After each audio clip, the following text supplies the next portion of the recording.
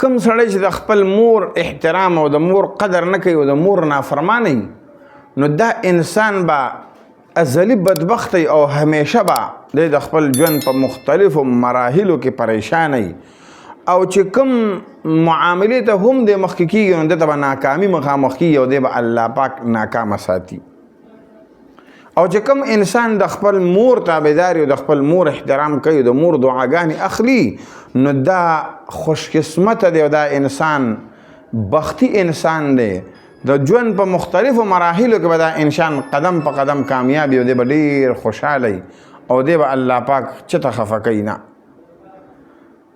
پیغمبر علیه الصلاة والسلام فرمایلی دی چې الجنة تحت اقدام الامهات، جنت د مور د قدمونو د لاندې دی، یعنی د مور په خدمت کې الله پاک جنت ایښی دی. خوش قسمت دی هغه اولاد چې الله پاک ورته مور ورکړه، یعنی داسې حتی الله دی ورسول چې بالغان شول، عاقلان شول، د مټو خاوندان شول او مور ژوندی نو دته الله ډېر لوی د اعزاز د حاصلولو یو عظیمه موقع په لاس کړه. اوس که دې انسان د دې مور قدر وکړو، احترام یې وکړو، خپله مور خفه نه کړه نو دا ډېر ازلي خوش قسمته انسان دی.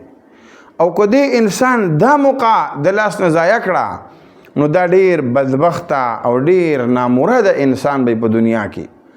یاد ساتئ ګوره د دنیا کې د انسان د خپل والدینو سره د ژوند او د معاملاتو مثال یو فوټوسټیټ دی.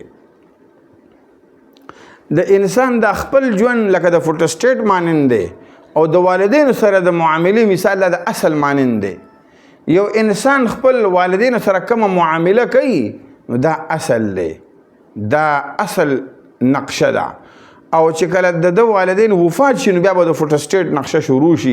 د چې کومه معامله خپل مور سره خپل پلار سره په کوم انداز کې کړي الله پاک پر د اولاد په دقه انداز کې د مخامخ کوي او اق مراحل به الله راولي او د هغه معامله کیږي. محترم د الله د رضا لپاره خپل والدین او خپل مور او خپل پلار داسې رضا کوي چې رب العالمین په ستاسو دنیا هم ښایسته کړي او الله مو په آخرت هم ښایسته کړي.